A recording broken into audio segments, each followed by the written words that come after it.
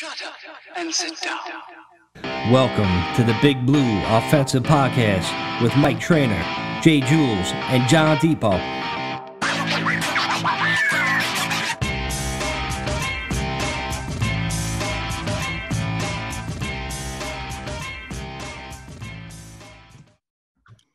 Hey, what's up, Giants fam? Welcome to the Big Blue Offensive Podcast. I am Mike. That is Jules. That is John.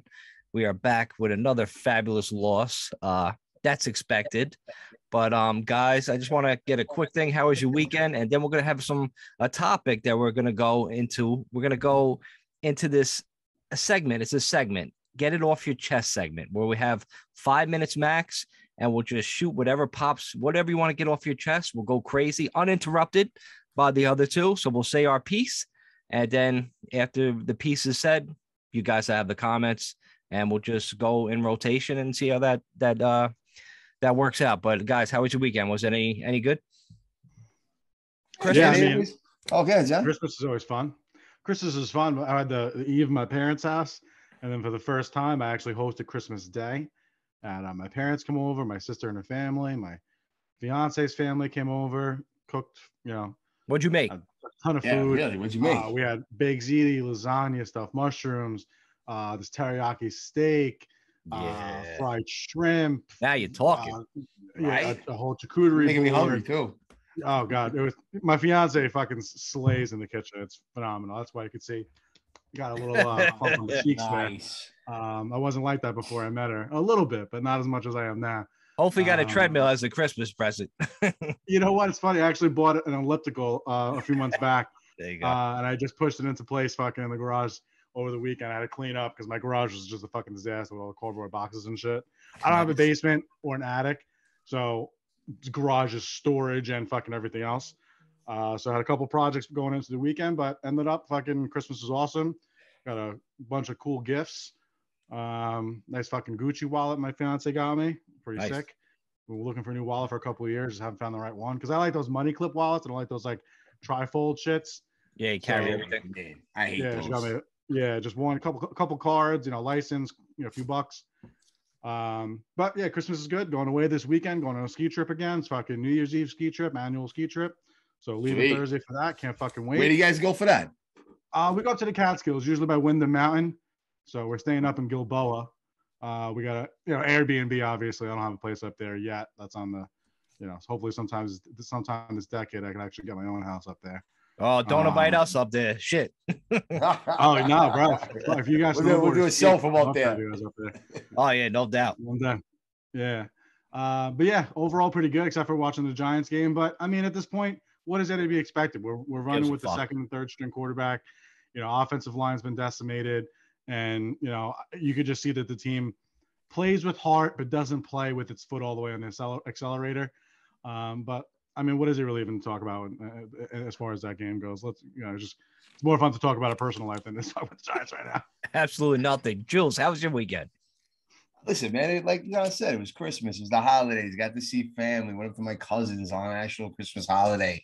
Finding out that my second cousins, that they're getting that much older, or I'm getting that much older. I don't know which of the two it really is.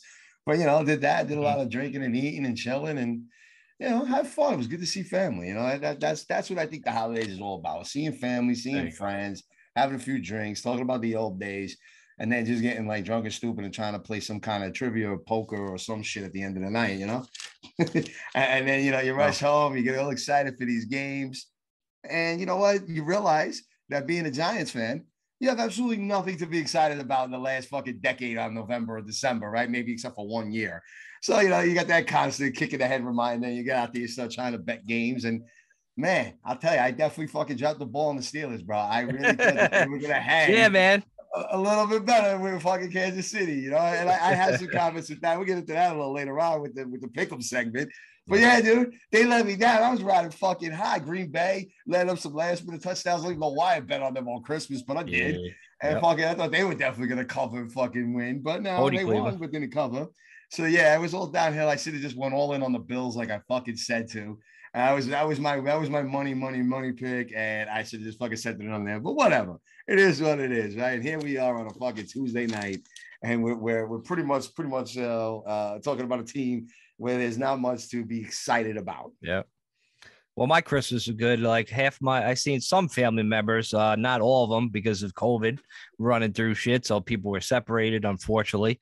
That's just the way it is. Fucking crazy shit. Dude. But as far as the Giant game goes, I mean, once Jake Fromm was named the starter, I mean, hopefully everybody listened to me and just bet the house whoever was playing against Jake Fromm. That would be the Eagles. Okay.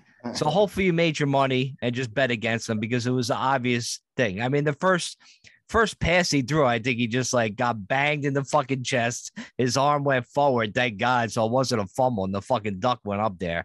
So right then I knew it was like a lost cause. So, but injuries don't matter. Let me digress. All right. So that was like my Giants. Right. Not if you Giants, but that was my weekend. But listen, guys, I think we should get into this topic that we talked about. Are you guys ready for this topic? You don't have to go the full 5 minutes, obviously. Whenever you're done, you're done. But once 5 minutes is up, that's it. That's a wrap. So I'm willing to go first, unless John, you want to go first? I know Jules wants to go last. Yeah, I mean, I don't really have all that much to say, man. I mean, it's a lost season, obviously. I guess I'll just go first. It's a lost season. If you're still living and dying by what these games end up coming out to, with literally starting your third string quarterback. If you're still living and dying, you're still calling radio stations, you're still complaining on Twitter, you're still going and fucking finding receipts from fucking March and stuff like that. Yep. Honestly, I pity you as a human being. I really do, because there's more to fucking life than sports, first of all. So, I mean, that's stating the obvious, but listen, this is what sports is. You're going to have highs, you're going to have lows, and there's going to be seasons where you're competing into the end. You're going to go fucking win a Super Bowl like in 2007, 2011.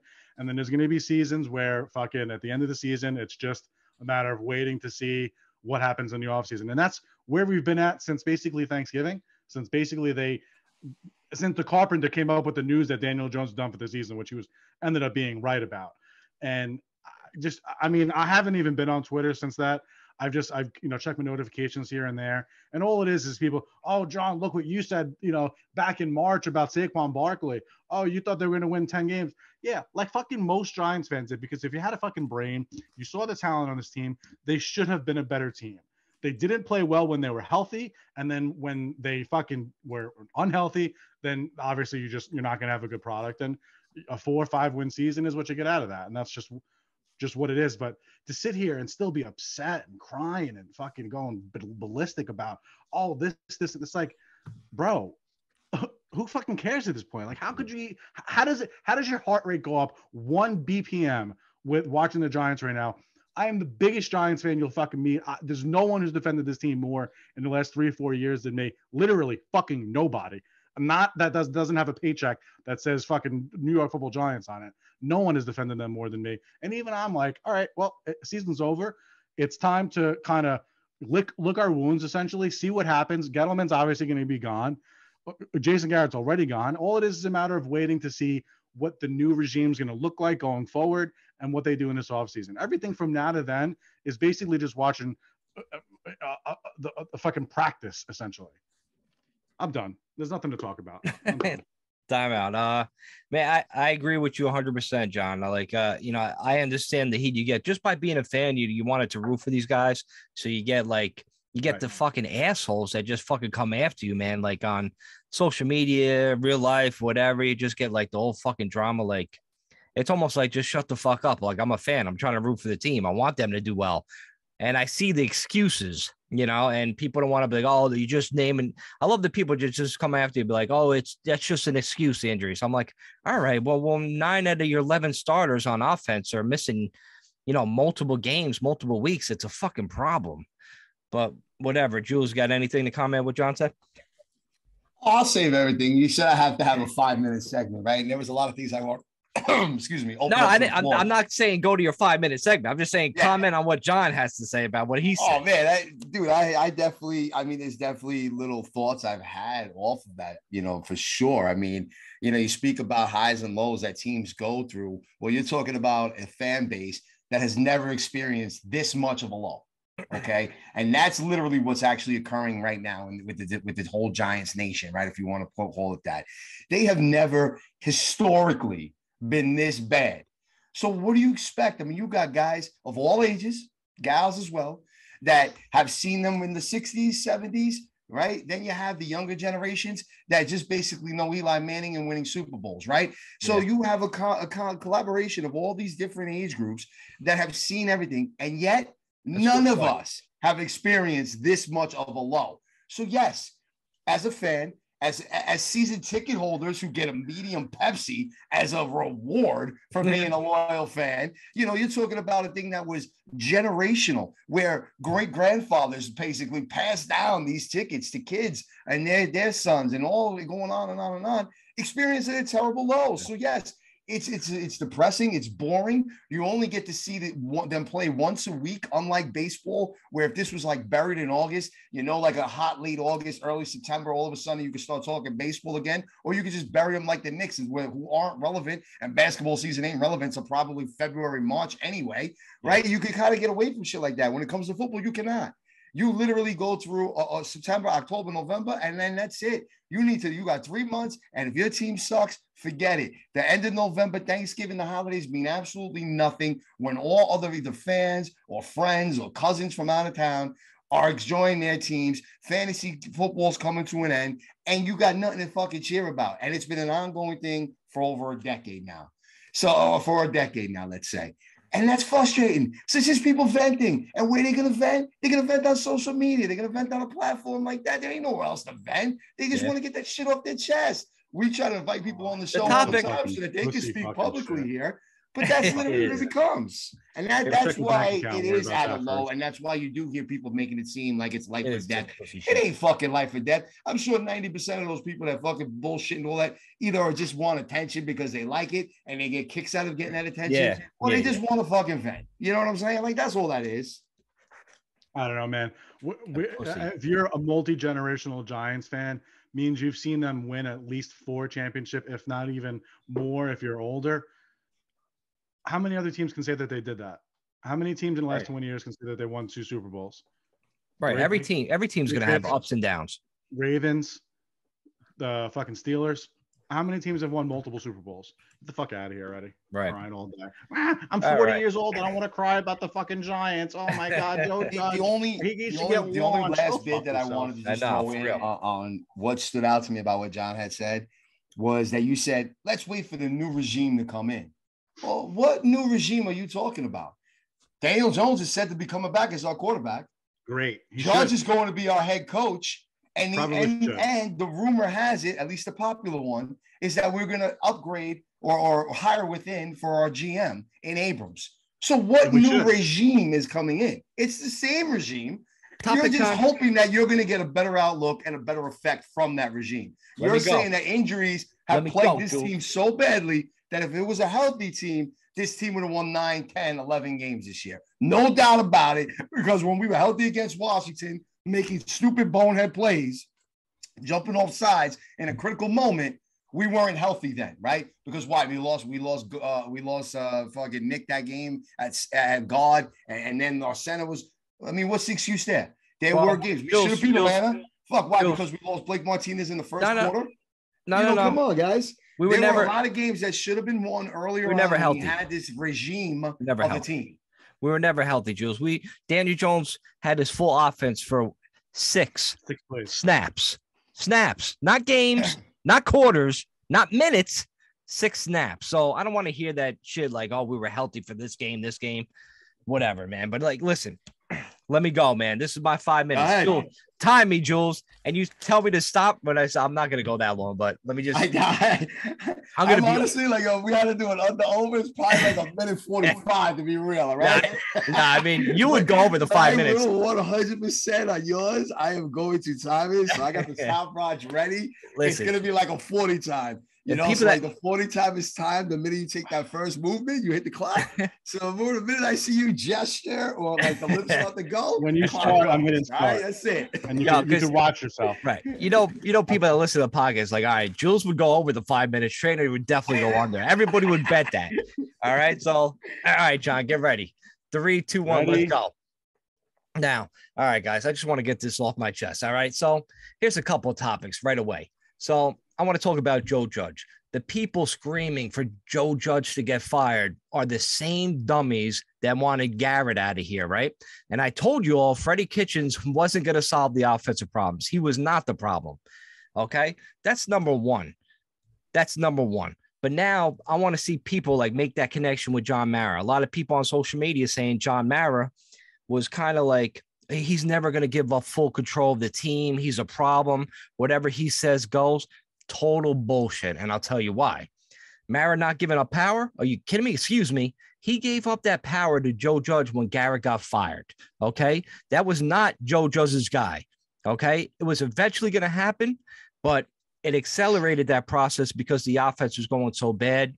So Joe Judge made that decision to be like, all right, now it's time for him to go. And Mara listened. So Mara is pushing a little bit of power onto Joe Judge. So he believes in him, whether you fans want to believe it or not. That's the way it's going to go. I mean, hopefully you paid attention because Jason was Mara's guy all along, going back to when Jason was a backup quarterback for us, so Judge had him fired. There's no doubt about it. Okay. I mean, you can make excuses for the injuries, blah, blah, blah, but eventually Judge was going to let him go. The only reason why Mara wanted him in there because it was a veteran presence. It was a new coach coming in, rookie coach. He wanted to have some influence on him. So I get that. I get that whole thing. But it's time for him to, to be out the door. So Judge has his foot in his organization, whether people want to believe it or not. And Jules, Conrad, like he, a guy we talked to like in a text message group that we're in, he even believed that Joe Judge has a lot more influence in this organization that people don't see. And he's right.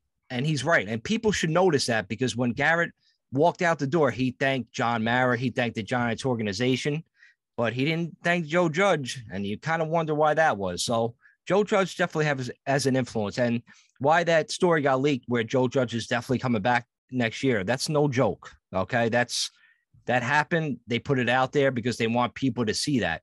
And, for people about the Jimmy Garoppolo trade rumors, they want Jimmy Garoppolo on the Giants. Are you fucking insane? That dude is garbage. He is lucky to be playing in Kyle Shanahan's system. Okay. I do not want him nowhere near the Giants. He would be benched for Trey Lance. You're going to see Trey Lance come in, the guy that I had rated right next to Trevor Lawrence. If you guys want to make some fucking money, bet on Trey Lance the next couple weeks and going into the playoffs because San Fran's going to be a tough out. That is Kyle Shanahan's guy. With that offense, I'm telling you, Trey Lance is going to be the shit. Think of Patrick Mahomes. I don't want to compare him to Mahomes, but think of how Mahomes went into that situation with a great wide receiver and Tyreek Hill, a great tight end, great offensive mind, with Andy Reid and Eric Bieniemy. Like these guys are legit. So he's going into the right situation to succeed, Trey Lance. And Trey Lance could run. He could pass. Like I'm telling you. And now he's picking up the playbook. And if you start reading these stories for the past month, San Fran and his practice has been like unbelievable. He's been on fire for the past month. So you watch out him. And if you guys listen to me when I was with the Giants Brawl, talking with Anthony and the Podfather, I know quarterbacks. I could tell quarterbacks. I said Justin Herbert would be great. I mean, most people said that. I don't want to fucking like pat my own back, but I said Tua would suck. I said he would be garbage. And sure enough, he's coming out looking like shit. So you watch out. Trey Lance is the guy. So make some money, bet on Trey Lance, and bet on Joe Judge going to be here for the next fucking 5 to 10 years. He's going to hold this organization down, and he's going to be making a lot of decisions in here. And that's all I got to say. Boom. That's the most I ever said on this podcast. And 6.5 seconds. There you go, man. That's the most I ever said on this podcast. I'm done. My rant. You might be right. Well, you might have to rebut a few different things that are going to be thrown your way. So now I want to hear what you guys have to say about all that crazy shit I just said. Jules, you want to go? Well, I'll just kind of I'll just sprinkle a couple of ideas on top, but there is a topic that I'll get into a little bit more hardcore. Just really fast. You're right. I agree with you. The whole Jimmy G thing, actually. I don't see Jimmy Garoppolo being that much better or different of a quarterback than Daniel Jones. If you brought him in and they played with the same personnel and the same fucking play callers, I don't think the result would really vary that much differently. If anything, I think Jones might be a little bit ahead in that category. As far as you saying Tua sucks, yeah, I was not on the Tua train. I'm still kind of not on the Tua train. but he is a winner of 7 straight games. And they have figured out, at least Flores has figured out a system that works for Tua. And let's not forget, and here's why I wanted to eat crow, and that's why I was bringing up Tua really fast. Who'd they play, though, Jules? They played the Saints this past week, this past Monday night. With who at quarterback?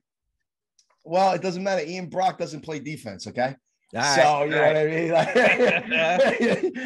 Like, they played the Jets twice. There was still 2 of the linebackers out. He threw an interception, and I get all that kind of shit. I understand. I'm not saying Tua is a top 15 quarterback, but he's winning, and that's the difference. And he's also throwing touchdowns to his receivers. These are things that we have not done in months.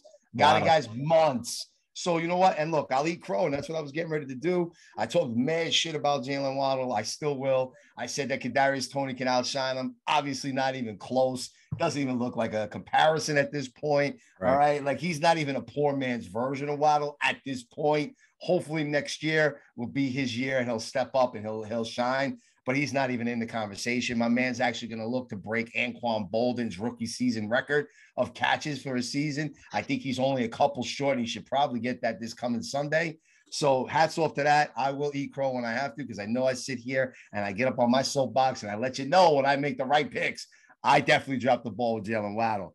But you know what? I'm going to kind of pass it off there.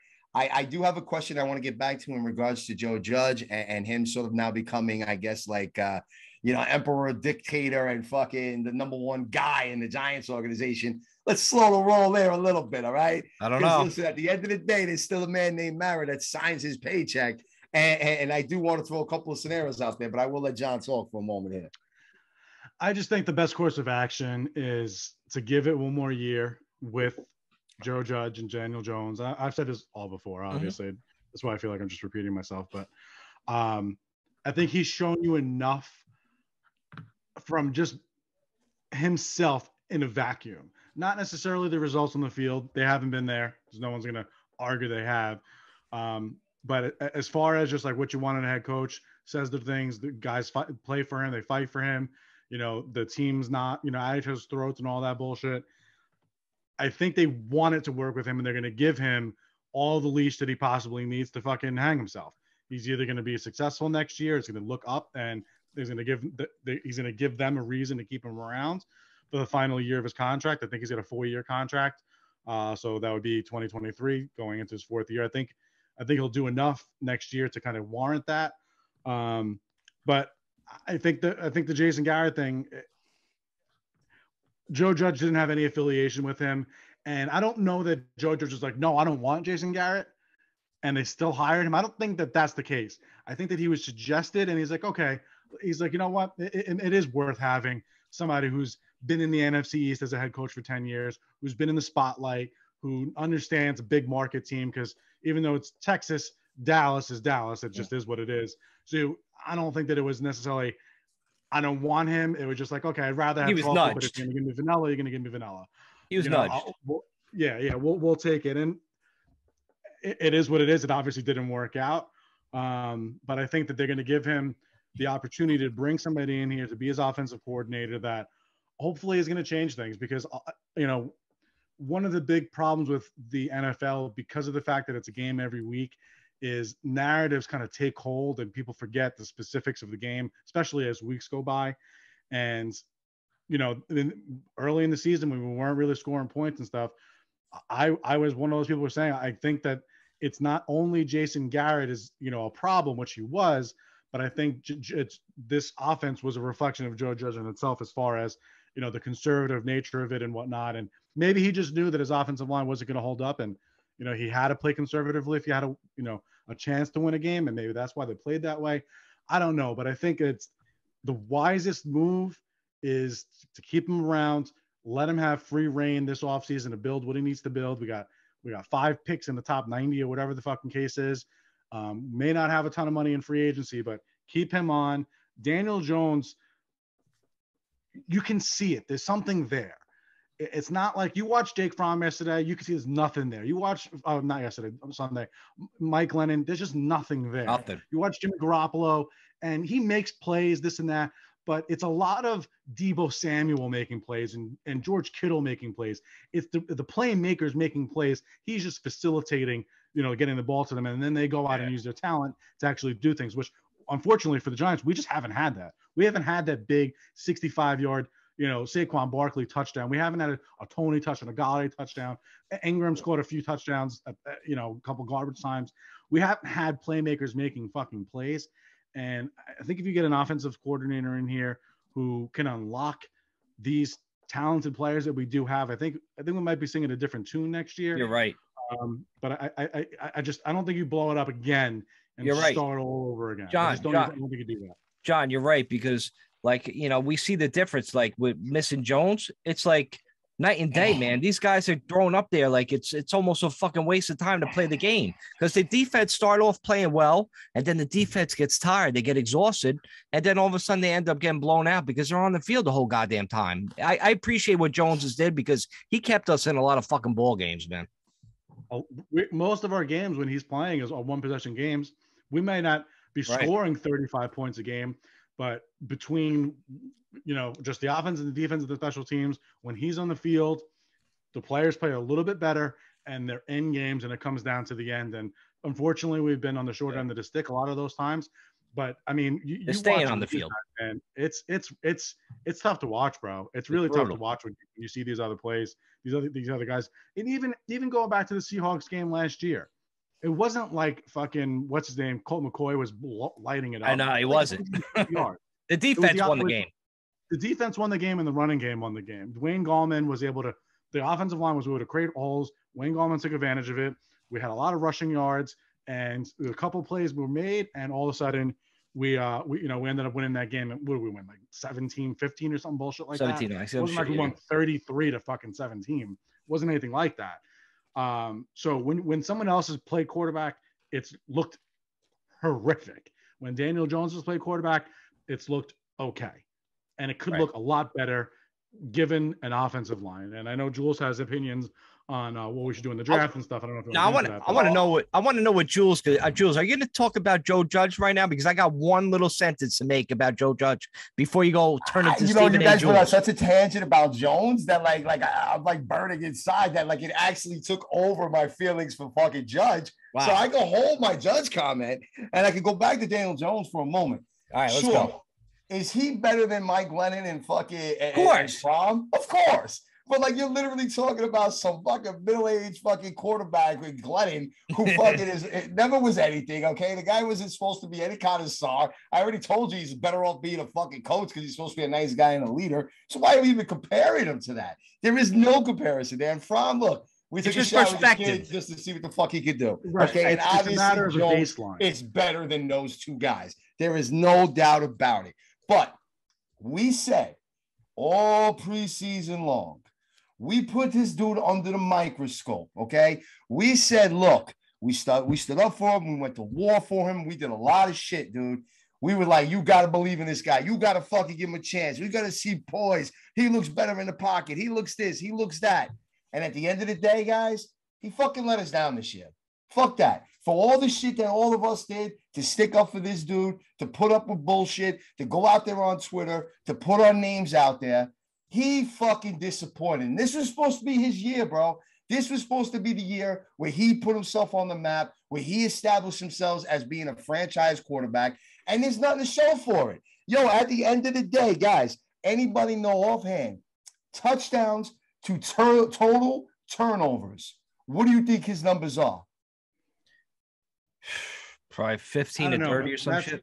There's more that goes into it than just baseball cards. But Joe, just seriously. That's a kindergarten analysis. Total I think kindergarten. Yo, you're talking about that's what quarterbacks are rated on all day long. He's never had a rating of higher than 87.7 in his season yet. All right. He's got 45 career touchdown passes, okay, to 47 turnovers. What are we seeing here? What are we seeing? I don't know, man. He's like, yo, so now you want this new regime. We got the same head coach who's got clock management issues, who's got things going on where, yes, he can get the team riled up. And yes, he likes to keep this blue collar work. Fucking, I'm a tough guy type of mentality. And they're buying into it. But at the end of the day, we go through this shit again. You guys really want to sit through another 7-8 game win season next year? Bro, You here's think the that thing. magically something's going to go poof and all this is going to change? It's more likely that happens than you blow it up and it happens instantaneously. If we rebuild, we're looking at 2 or 3 more seasons of mediocre to bad football. Yep. Period. If it's 2 or 3 more seasons, what's the difference if it's 3 or 4 if you're going to take a chance on a guy you believe in? But how much do you really believe in Jones? He let me down a little bit this year. Not only that, he can't stay healthy. Bro, think about But the he can't beginning of the stay season. healthy. He cannot stay healthy. That's an issue now. Well, That's bro, the thing. The guy's okay. missed games in every year of his career. Come on, man. He just got to learn. He just got to learn how to slide, Jules. Like all his injuries is going head first for some crazy reason. Like slide. It's not crazy, bro. He's got to do everything to fucking win games. His playmakers don't make plays for him. There's drop passes all over the place. We lead the league in drop passes. We fucking can't. We're one of the worst run blocking teams in the NFL. He's we can't run the ball at reason all. why we do anything at all. Yeah, we Anything. can't. I got one Literally name I want to fucking throw anything. out there to you I'm guys. not saying he shouldn't fucking slide. I'm not saying that. All I'm saying is that to say that, oh, it's 45 to 47 and like that's some type of like accurate barometer of what kind of a quarterback he is, it's just not the case. It's just not. So I'm gonna throw out an old name, not too old, but like 2002, so 20 years ago almost at this point. All right, and a current name. And I want you guys to sit here and tell me that Daniel Jones doesn't either remind you of both of them, a combination of the two of these two names. Is he better than either one of them? Okay. All right. First name I want to throw out was a former number 1 pick. And if you want to use the excuse of offensive line, because when I do get my moment, I will get into that about offensive line in particular. Okay. He was drafted number 1 overall. He was a big name coming out of college. He was drafted in 2002. Okay. For a team that was just being born. New franchise. Number 1 pick. Anybody have any idea what that franchise was? Jacksonville? Houston Texans. Good guess, though, with Jacksonville. David Carr. That's right. Carr's older brother. Oh, I remember. Was actually drafted number 1. And what they said, that guy was a big dude coming out of Fresno. Oh, my God. He's going to be the star.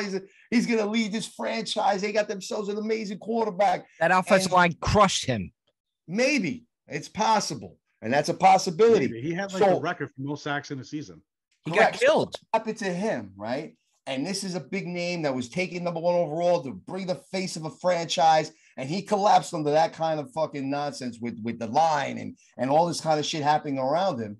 Well, what makes him any different than Daniel Jones? If he's been going through having this bad play of offensive line and guys hurt all around him, and he's been getting his ass kicked so much that he's been missing games, how the fuck did we not just do that to Daniel Jones? How is he not David Carr? I don't know. And that's what you got to start asking yourself. We don't know that yet. Because that could be a possibility. We don't know that yet, Jules. We don't know that. It's a good question. I get that. I mean, I just want to have faith that he's better than him. But I remember you're right. Like Carl coming out, like he was the hot shit. But I remember that offensive line. I remember him getting crushed week after week. It was just like, Jesus Christ, can somebody fucking block for this fucking guy? And then, and then we got him later on. He was like our backup for like a while too. He was backup for a while. And he actually was okay. One thing we have to remember is hyped quarterbacks in college means fucking balls in the NFL. We're about to go in. It's just 2 weeks after the season. Get ready. In 3 or 4 weeks, all of a sudden, this horrible fucking quarterback class, there's going to be can't miss prospects. There's going to be 5 quarterbacks that are first round talents. It happens every fucking year. Why? Because the NFL is one of the best businesses on earth in selling itself. Hype. So it's a hype monster. Like there's really nothing else that equates to it. Maybe recently politics can compare with fucking Trump and all that shit. Other than that, there's probably nothing that is as much of a lightning rod than the NFL as far as being able to kind of spark attention and stuff like that. Spark hype. So I don't really care what Fresno State in 2001 did and how that relates to Daniel Jones now. It's irrelevant. They're 2 separate quarterbacks. Daniel Jones on the field, when given even a modicum of a fucking chance, has shown you he's a good quarterback. That's what counts. That's what matters. Not what this guy did 20 years ago, not what this guy did 5 years ago, not what this guy's going to do next year. Every single situation is different, and you remember the end of the story. You remember Peyton Manning being the fucking field general, the sheriff, whatever they fucking called him. You don't think Peyton Manning had bad games? You don't think Peyton Manning had fucking throws where you say, oh my God, what the fuck was that? He led the league in interceptions his rookie year. Yeah, he had like 27, 30 interceptions his rookie fucking year. And he still had interceptions going for a few years after that too. It wasn't until he got 4 or 5 years into the league that he really came into his own. When they built a team around him, when they showed faith in him, and they were able to kind of extract, that diamond in the rough thing that I was talking about Daniel Jones a few months ago. You got to figure out a way to get the rough off the diamond to have the diamond there. And he's shown enough. That's what matters. Any anecdotal information means fucking balls, and it has no place in a realistic conversation that anybody in any fucking front office in the NFL has ever fucking had that's taken seriously. When you start saying, oh, well, this guy did this, you automatically should be fired and shouldn't be allowed to talk football anymore. Period. Stop. So, Mike, you have one more comment about Joe Judge you were saying? Is that what I wanted to make sure of? Because I'll throw a quick one out there for you, Mike, because I know you wanted to go into Joe Judge. I'm just going to pause you. I was ready, Jules. I was ready to throw it out. Ready? You all ready? All right, you're ready to go for it. Let's go. I just wanted to make sure. It's just one. Stir it back to Joe Judge. I just want to make sure. It's just one quick point about Joe Judge, and then you could go. But it's just like these guys, they do play hard for Joe Judge. And you know what? You know why I say he's got like the organization around him, that he's got control? Because you don't hear one goddamn thing bad about him coming from any player, anybody in the organization ever. We heard from, guys from Pat Shurmur, we heard quotes. We heard guys from McAdoo, of course. And we just got like the media pressure, like just really got to these guys. Remember McAdoo back in the day? Like the media was going after him about his shaggy hair.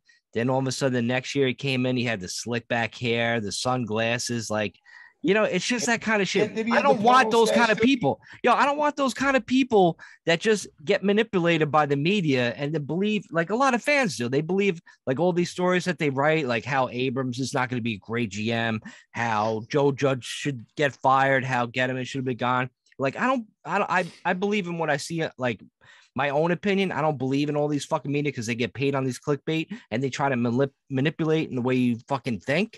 So I don't believe in any of that kind of shit. I see it how it is. And for me to see how Joe Judge not getting fucking anybody coming after him, that speaks volumes. So I know he's got control on this fucking organization, and get ready because you're going to see him for a long time, people. Get ready. They respect him. That's exactly what it comes down to. The team, the roster, the front office, the fucking lunch lady, the team respects him. And that's what you needed from a head coach first and foremost. John, John, I don't want to hold on, Jules. I want you to speak on that. What John just said about the lunch lady, because remember what Joe Judge did? You tweeted at us, me and John in the group text, what Joe Judge did during the holidays. Tell us. No, go ahead. You can go with it. Keep going with it. Go ahead. No, like Joe Judge, Jules texted us during during the break. He was like, listen, Joe Judge and the players came up with like $300,000 to fucking give to like tips for all like the people that work the cafeteria and all that shit. Like that's their Christmas bonus. Like that was the record of like the amount of money that given to these fucking people that are fucking feeding these fucking guys week in and week out and taking care of the facility. So, I mean, come on, man. I'm like, you want to really throw this guy under the bus? And I mean, I'm not saying he shouldn't get fired for the shit play on the field, but you want to have these kind of people working in your organization, win or lose. And if you got to go through some like bad times in order to get to the good times, so fucking be it, man. Like stop whining, like stop being a little bitch and be a fucking fan, man. Fucking root for the guy. I'm sick of going through coaches. Since Tom Coughlin went, we went through what fucking 3 head coaches now? Keep one of them. Listen, bro, a new head coach has no chance. Joe Judge knows how to run an organization, let's say, right? Not even let's take the whole football element out of it. He could still be a good organizational leader, right? A guy who knows how to reach out to people, a guy who knows how to keep things in order, a guy who knows how to have people believing in what he's seeing and believing in his vision. That has all the aspects of a great leader. And I believe he has a lot of that. I believe he possesses it. Why else is Mara so obsessed with him? But then it comes to an actual sport. And I say this all the time. I don't care what professional sport we're talking about. There is not one sport that the actual play calling and coaches can help make a team better. There isn't. I don't care. Look, you look at baseball, yes, there are better managers than others. But at the end of the day, the teams that are talented, those teams end up winning. Basketball's the same. If you could just keep those guys playing together, the more talented teams are the ones that show up in the finals. There are plenty of times that coaches have turned around teams that look terrible and made them into champions. And the only sport that this really comes down to all the time, no matter what level it is, from Pop Warner up to the pros, is football. Okay? And what Judge might be lacking, and what he has yet to show us with a 10-21 record at this point in time, is his knowledge of football. And that's what I think he may be missing, is actual game and managing the situation and knowing how to outcoach the other guy on the other sideline. That's where he may be missing. And listen, you want him to learn, and you hope he gets better, and you hope he's reading books on different things that help him improve, right? He's picking up maybe, books from pros that have done it for so long, like a Newt Rockney or something like that, and what their football mind was about. Okay. Because that's what I think may be his problem. Because you know what? It is starting to reach a point where you hear about all these other guys that are starting to get out there, the Brian Leftwiches of the world, and what's his name out there, the offensive coordinator on the Cowboys. You're starting to hear about these names as big-time things for the Jags job. Doug Peterson's name's resurfacing. Doug Peterson's a Super Bowl winning coach. You think any of these guys, Jules, you think any of these guys could scheme against NFL defenses when you're playing like backups? Come on, man, be real. Like, you want to give up on Joe Judge on that? That's impossible. Not saying I want to, but it's just that how is it that you could see some of these teams decimated with COVID? Now, look, Washington on Sunday night was a pathetic idea of it, but they were a shell of themselves. And when we get to that pick'em segment later on, I might be all on board against them against the Eagles. But that's what I'm trying to say. Yes, sure, they'll lose that game, but then they kind of bring it back. And listen, teams have dealt with injuries. They've won some games. They look a little more competitive. They don't just fall apart in the second half. They don't get outscored 63-0 in the last 2 minutes of a half. Come on, guys. Like, that's getting ridiculous at this point. You can't get outscored 63-0 before halftime. Come on, man. Like this. No one's saying that Joe Judge is Bill Belichick yet. No one's saying that. It said no one's saying that Joe Judge is Bill Belichick yet. That's no fair. One's saying that. But what you're saying, what you're looking for is the qualities in what a head coach needs to be, and he possesses them. You have to give him time to grow into the role, grow into, winning games, building a fucking franchise. That's just what you need to do. You changing coaches every 2 years. It's not enough time to be able to establish a culture and be able to bring yourself to some place where you're winning, bro. Even look at McAdoo, bro. They gave him the reins in 2016. We won 11 fucking games. 11-5. Didn't finish the next season. And we knew, because of the microcosms that Mike mentioned, the fucking oversized suit, the fucking slick back hair, the Joe Too Cool, all those different things are not qualities of leaders. Those are qualities of followers. Those are people who can easily be manipulated by the situation around him. You can't have that in New York. You can't have that in any head coach, especially not in New York. Not when every single media session that you have, you're talking to 15, 20 people, which is 10, 15 more than most of the teams, even to begin with. And every single one of them, at the very fucking instant they can, are going to write some type of a hit piece that's going to get them clicks, further their career, and bury yours. You're going to look these people in the fucking eye, and then they're going to be the one, Byron left. Like, fucking nonsense. It's just listen. He's been how the NFL from Marias and Brady's been there too, and he's learned a lot of football. He might be a good fit in the Jacksonville, especially that they drafted him number 1 a few years back. You know what? That's just a name to keep an eye on as far as that head coaching job is concerned. I'm not worried about head coaches. We need an offensive coordinator who can come in here and score 25, 26 points a game. Period. Stop. It's not going to be Freddie Kitchens. I'll tell you that. No, I definitely think it'll be Freddie Kitchens. Yeah, I think he scored more points for the opposing defense That's for the New York Giants. All right, guys. Not gonna be Freddie Kitchens, but he's got the same limitations that Jason Garrett had, that Daniel Exactly. Jones had. You have a makeshift offensive line where Nate Solder was supposed to be your backup swing tackle. Matt Purchase didn't grab the bull by the horns. He just didn't. Then you had your second best offensive lineman, Nick Gates. You lost him in week 2. I think we lost him the second half of week 2. And Shane Lemieux, who, yeah, sure, he wasn't excellent last year, but he was good enough to be a starter in offensive line. He was one of the better run blocking guards in the league last year. He wasn't good at pass blocking, but he could have got better. Developed players. I think the chemistry, they could have been a little bit better off if those players were still there. We didn't have them the entire season, and we had a fucking patchwork offensive line the entire way. Can't win that way. Yeah, Ben Bredesen, Matt Skura. These guys weren't guys that they were thinking in fucking March and April when they were building their team that they were going to be the ones who were getting 600 snaps. They Hell didn't no. think that. You don't think that you're gonna you got to account for an injury or two, sure, but to lose Maybe a game. to lose Thomas for fucking a month when the season actually mattered, to have Matt Pert not develop. And you know what? That's the thing, bro. You're taking 3rd and 4th round offensive linemen. Your hit rate is probably overall in the league maybe 40%, maybe 35%, maybe 50%. You get a really a quality starter. I'm not saying an all pro. I just mean a quality starter you can plug in there and you say, I don't have to worry about right tackle. Right.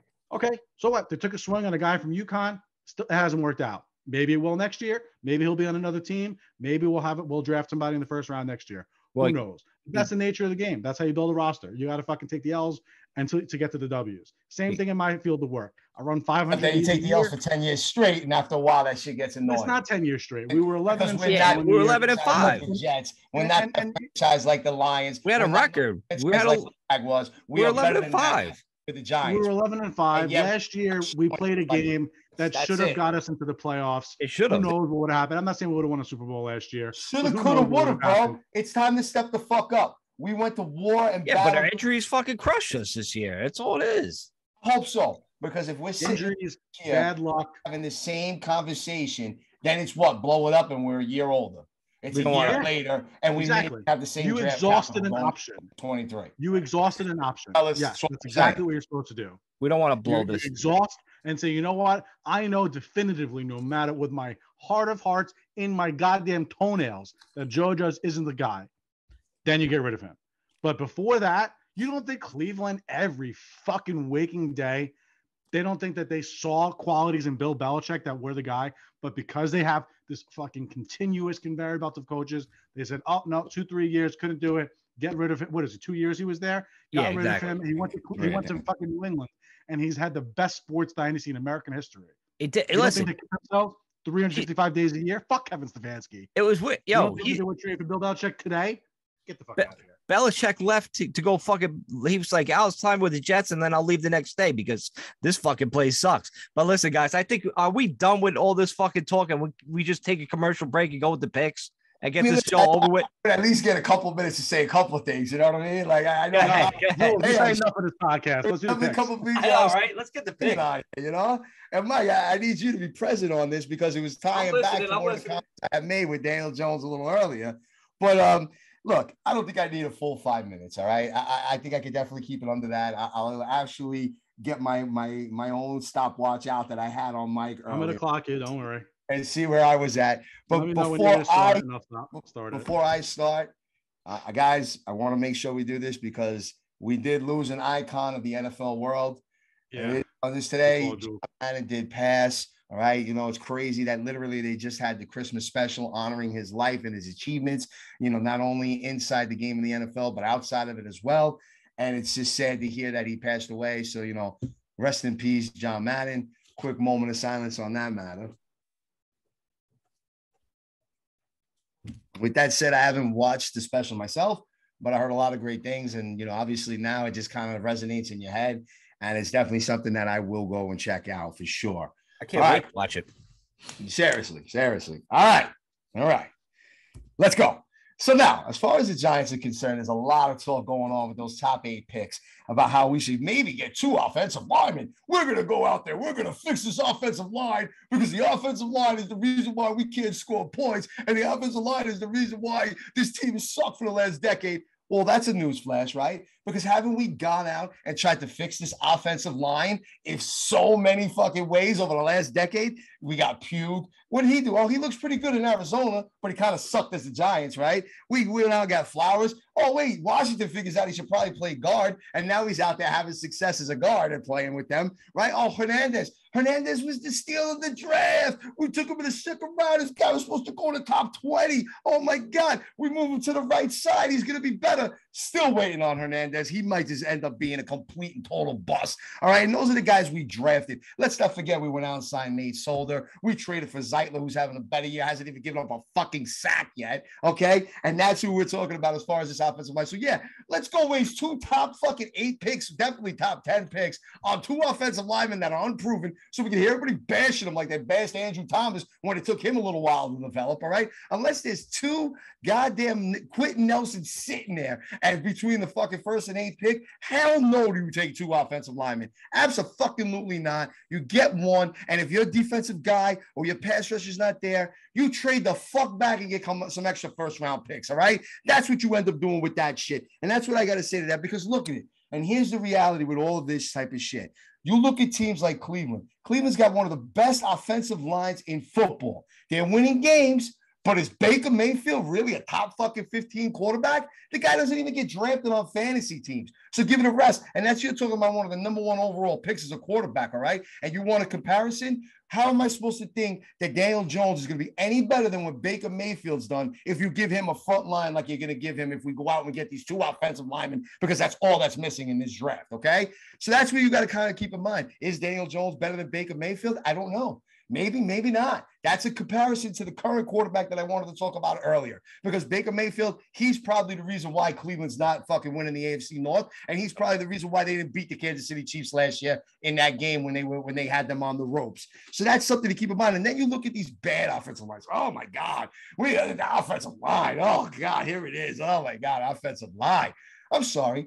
Did Watson not throw almost 40 touchdowns last year with one of the worst offensive lines in football in Houston, where he didn't even have DeAndre Hopkins to fucking throw the ball to? So please, enough talk with this bad offensive line. Ben Roethlisberger, as washed up as he is still throwing fucking almost 30. He'll probably have 30 touchdowns by the time the season's over. And that offensive line is pathetic. And he's still throwing touchdowns. And he's washed up. He's a fragment of himself of what he used to be, all right? So enough with the offensive line talk. Miami, they have been on a 7-game winning streak. Say what you want about Tua. Say what you want about that team. Their offensive line blows, all right? And they still are winning games, all right? So enough about this whole, oh my God, the offensive line is what is the whole problem, and we're going to fix it, and Daniel Jones is going to be Peyton Manning. No, it's not. There's more to it. There's a lot of shit underneath that needs to be seen, and maybe possibly bringing in, you could throw it out there, and we'll get into more talks if this actually ever heats up. Maybe Russell Wilson could come in, because I guarantee you right now, Russell Wilson playing with this mediocre fucking team, we probably have 6 or 7 wins, all right? Guaranteed maybe 7 or 8. Because why? He did it out in Seattle. Oh, and why did I bring up his name? Because Seattle's line sucks too. And yet Russell Wilson can still win some football games. So that's just why you got to fucking get off that offensive line and stop thinking that that's the only fucking thing that's going to save this Giants team, okay? And then what I want to end on is I want to end on my man Barkley, because you know what? He is turning Mike, into mute him. Mike, mute him. Mute him. Mute him. No, I want to. definition of a bust. He absolutely fucking is. I'm sorry, guys.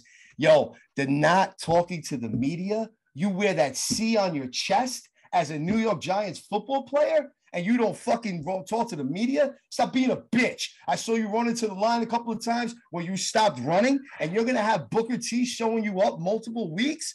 Bro, either he's saving himself or he's scared to get hurt. And I don't know which of the two it is, but he needs to fucking step up and be the man, or sit out the rest of the fucking season, and we'll see you in 2022. I'm done. All right, so Jules is done. Jules, I only got 2 comments to make about that. Barkley, I disagree, because listen, I mean, it usually takes 2 years to come off an ACL.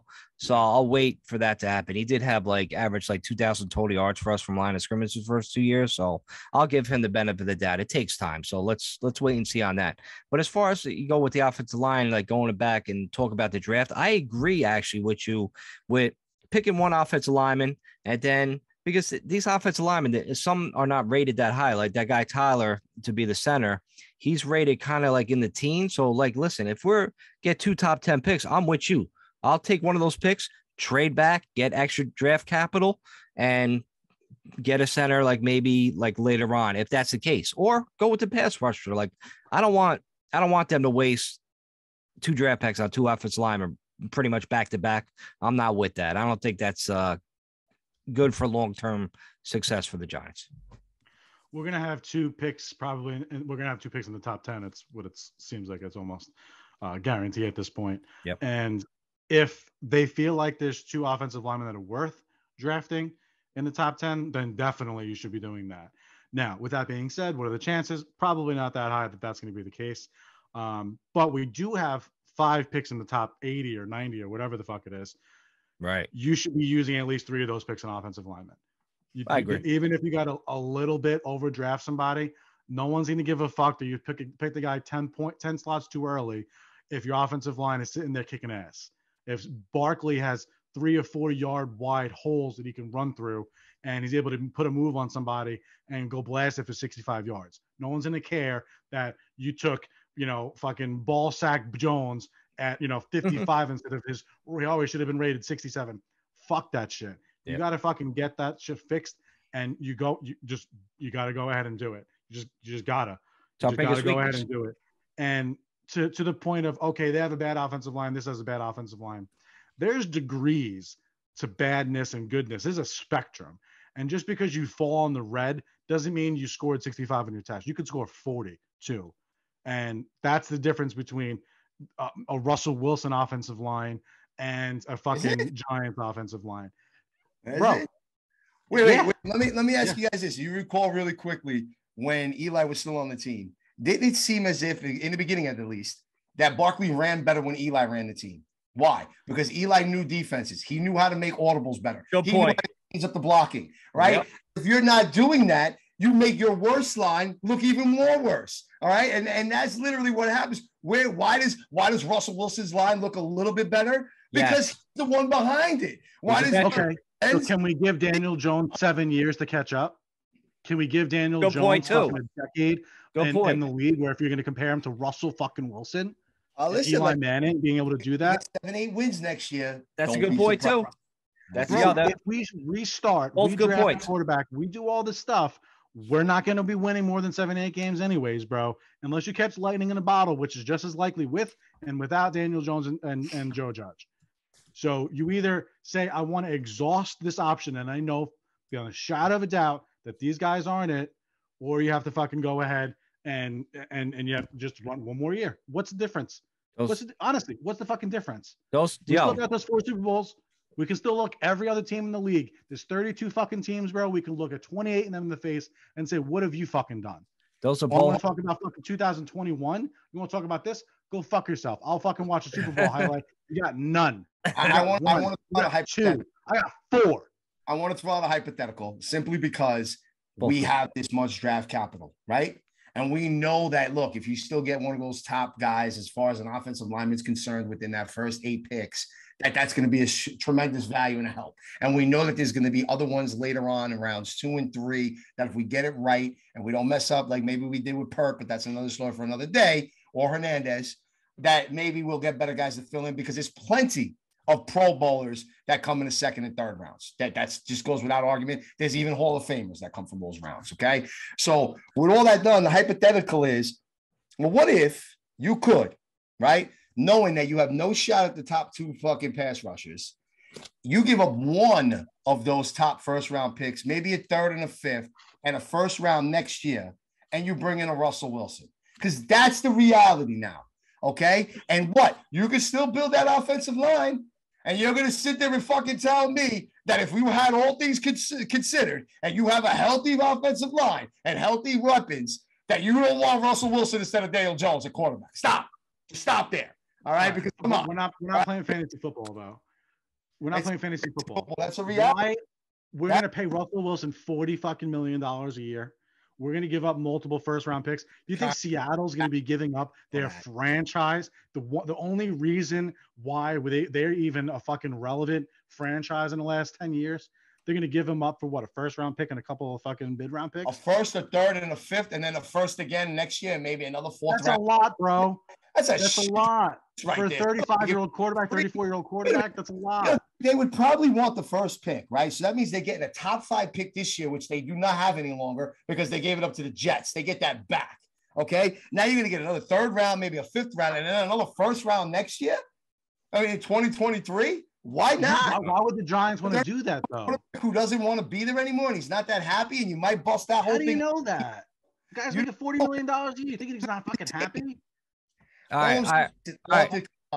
right. So listen, you guys make both good points, but the only guy that's going to make that decision whether he wants Russell Wilson here is Joe Judge, and I think we could all agree on that. So I think that's a wrap with this. I think we're going to take a commercial break. We're going to come back with the picks. We're going to do the picks real fast, rapid picks, and let's get the show over with. Put them online. Let's just put them online. We don't have to break down every fucking game. Let's just put them online. But we'll just put one thing out there from the podcast fucking Twitter account. These are our picks. Thanks. See you later. Now we'll just pick it up. We have to take a commercial break. We'll take a quick commercial break. We'll be right back with the picks on the BBO NYG podcast. All right, guys, we are back on the BBO NYG podcast. I'm Mike. That's Jules. That's Sean. We are going to go right into our picks after the cheater got corrected. The standing goes like this: Woody and Rob are tied for first place at 158.5. Then you got King Glue, you got Nancy, then the Big Blue Offensive, and then me right down there. So we're getting close, guys. We're getting close. We need these 2 weeks to make it happen. Let's just go right into the picks. The first game this week is it's all Sunday games. There's no Thursday, there's no Saturday games. So the Titans and Dolphins are playing. Titans are at home. They're -3.5. I think they fucking lose because the Dolphins are playing shitty teams. Like you guys mentioned before, they beat the Jets twice. They beat the Saints with Ian Book. I'm going with the Titans. Titans, let's go. Move this. That was way too long for that game. Titans didn't go on about that. They should 10 seconds a game. Spit your team out to fucking go. Titans it is. I like this. The Rams are away. They're in Baltimore. Rams are -3.5. Ooh, tough game. Anybody like the Rams? I like the Rams. Actually, I like the Rams. I like the Rams too, man. Okay. I like the Ravens. Just motherfucking game right there. The Rams are rolling. It's only 3.5. Lamar might even be playing, but you have a desperate hardball team that's fighting to get in the playoffs at home. I think they're done. Because they don't play the same on the road, especially they got to come to the East Coast, the Rams. They're done. 11-4. Next game, the Eagles are away. They're in Washington. Eagles are -4 against Washington. This is a tough game. I like Washington. I think they're going to fucking bounce back. They got embarrassed last week with a lot of people on COVID. They're supposed to be healthy. This was that team that won 4 games in a row prior to getting hurt. I think they're going to at home out of the Eagles. I'm with you. I'll go with Washington on that. All right, Washington it is. Next game. Oh, Patriots, they're at home. They're -15.5 against Jacksonville. Jacksonville got a good D. Yeah, but they got no running game. Trevor Lawrence, whatever. You know he's going to pick them apart. It's in fucking New England. It's a lot of wood to lay, but lay it down. I'm not laying that points. I'll take Jacksonville. Yeah, Jacksonville. Really? You guys didn't just give your fucking spot or whatever. All right. There you go. Get smashed, and they didn't just lose to the next game. They can't lose. The Patriots are on a 2-game next game. Next game. Jacksonville it is, Jules. Sorry, buddy. All right, Bills. Their Bills are at home. They're -14 against Atlanta. Fuck Atlanta, but that's a lot of fucking points. That's a lot of points, man. Bills need the game now, right? Watch this past Sunday's game. Did they beat New England by 14? They did. I mean, for real. Atlanta at home? Like, I don't know, man. I don't know what's going on today. I don't know. We'll see. Maybe it's the round got the brain rattling. My gut's telling me Bills. I'll take the Bills too. Fuck it. Okay. Bills it is. You convinced me, Jules. All right, next game. The Colts which has Carson Wentz on COVID list for a cold. They're at home. They're -6.5 against the Raiders. I think the Colts have been on fire, but the Raiders, I think they keep it close. I like them with the points. Have to keep it close, and the whole Wednesday has got me spooked.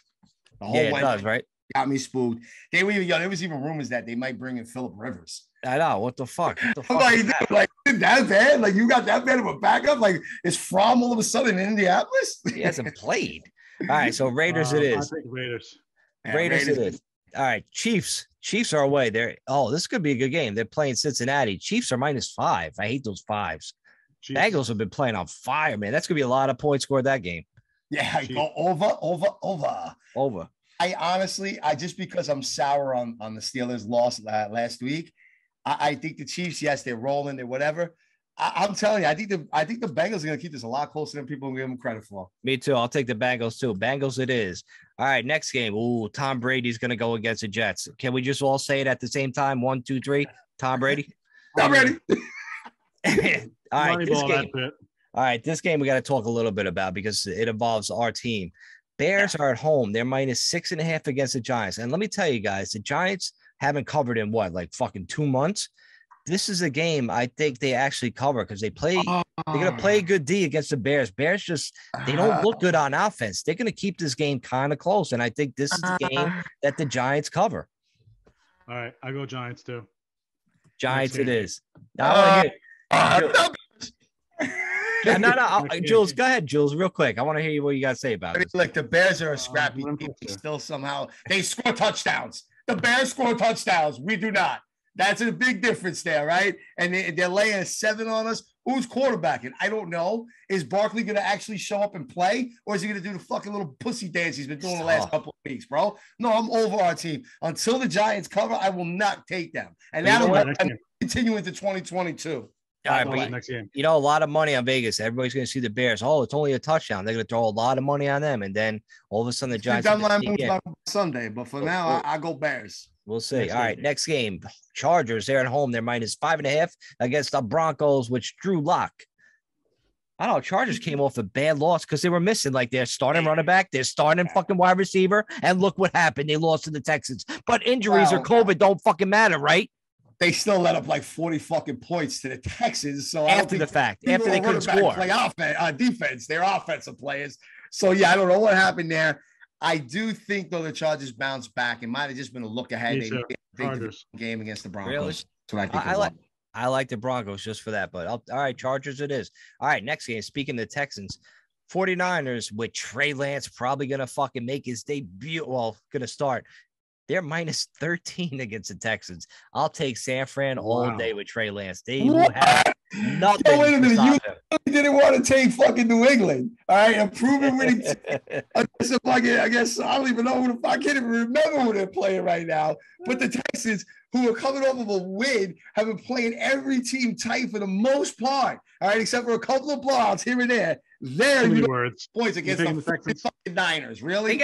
They gotta go. They gotta go to San Fran. They gotta fly to San Fran and play. I don't give a shit about that. Ain't candlestick walk. That shit ain't back in the day. I'll bet this with you, Jews. We'll bet something on this. I'll take San Fran all day. John, who you got?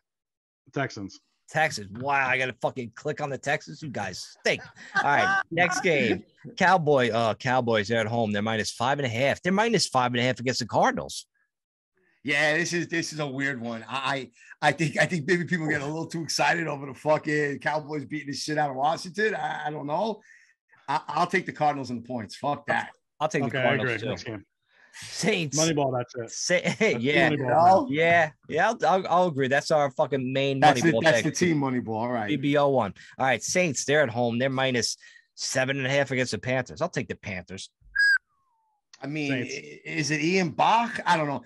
That Panthers team is kind of destroyed, man. Like, you know what? The Saints hung. It's just a lot of wood. I get it. I hate that. I don't like the spread, but I think I'm going to go with the Saints. Believe it or not. Saints. All right. Good. Saints it is. All right. Seahawks, they're at home.